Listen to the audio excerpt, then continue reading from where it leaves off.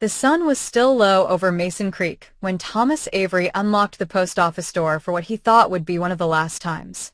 He'd been the mailman here for 42 years.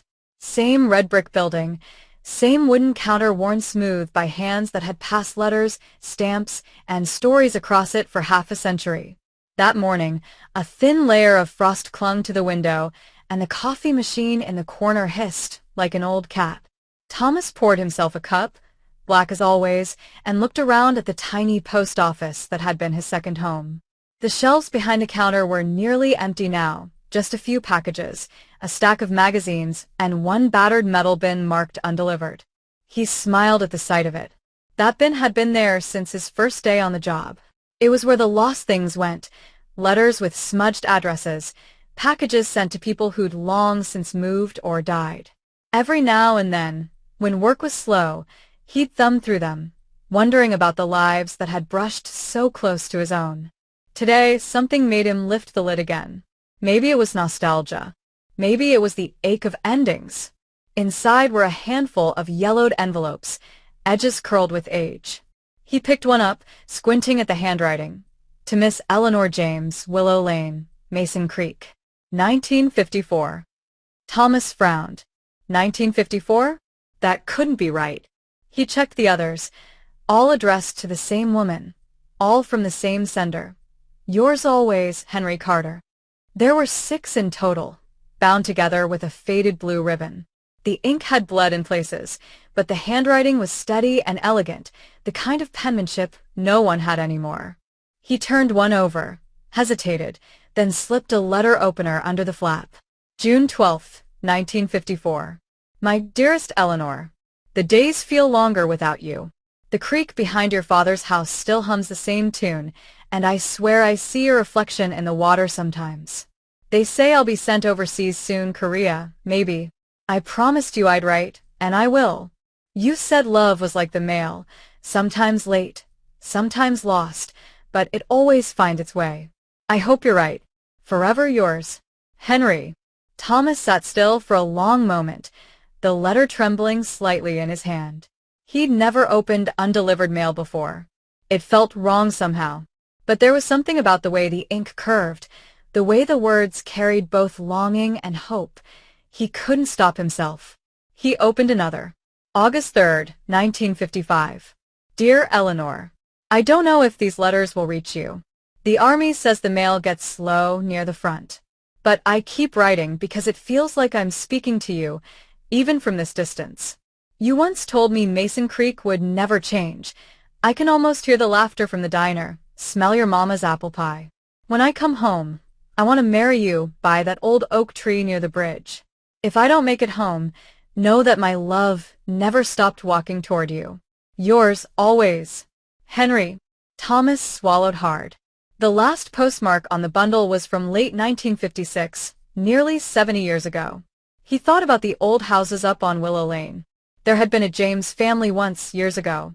He wasn't sure if anyone from that line was still around, but something in him, a quiet, insistent voice, told him these letters deserved to reach their home. He locked the post office early that day. The road to Willow Lane wound past frozen fields and empty barns. Mason Creek was a small town where everyone's story was connected somehow. He could name half the folks by memory, but the James house, a white 2-story farmhouse with green shutters, had been sold long ago. When Thomas pulled up in front, an elderly woman was sitting on the porch, wrapped in a blue shawl. Her hair was silver white, and her hands rested on a cane carved with wildflowers. Mrs. Eleanor James? Thomas asked gently as he climbed the steps.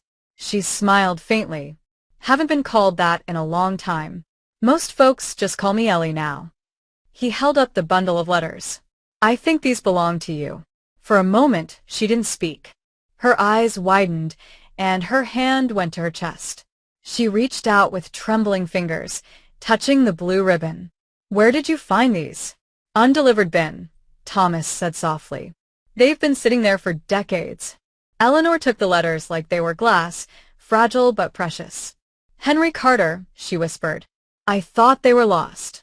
She looked out toward the empty fields, her voice quivering. We were supposed to get married when he came back. His plane went down near the coast. They never found the body. Thomas stood there silently, unsure whether to speak. I wrote to him for years, she continued. Never got a reply. I thought he'd forgotten me. But he didn't, did he? He shook his head. No, ma'am. He never did. She smiled, a slow, wistful smile that seemed to carry a lifetime inside it. Would you sit a while? Maybe you could read one to me. My eyes aren't what they used to be. So he did. He sat on that porch as the sun dipped low over the fields, reading letter after letter aloud. Each one was a thread of hope, of love, of time suspended between two hearts that never truly let go. When he reached the last one, his voice broke. December 24th, 1956. My dearest Eleanor, if this reaches you, I want you to know I've kept every letter you sent. They've been my light through the darkest days. Tomorrow we fly one last mission. The sky feels like home now, and I think of you every time I see the stars. If there's another life after this one, wait for me by the oak tree. I'll find you there. Always, Henry. When Thomas finished, Eleanor was quiet. Her eyes glistened in the fading light. Would you like me to leave them with you? He asked softly. She shook her head. No, keep them a little longer. Read them sometimes. Let someone remember. He didn't understand what she meant then.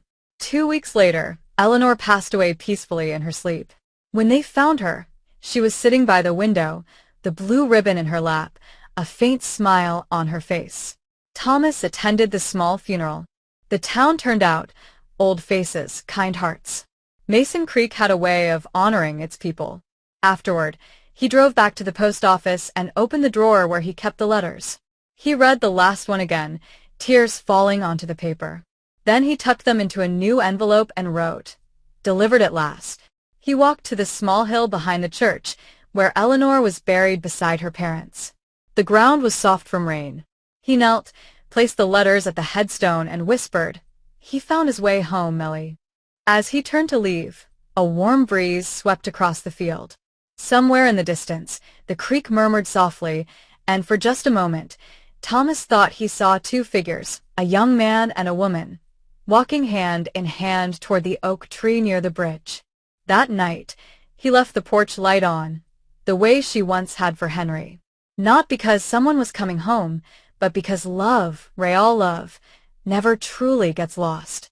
It just waits, patient as an unopened letter, until the day it's finally delivered. The end.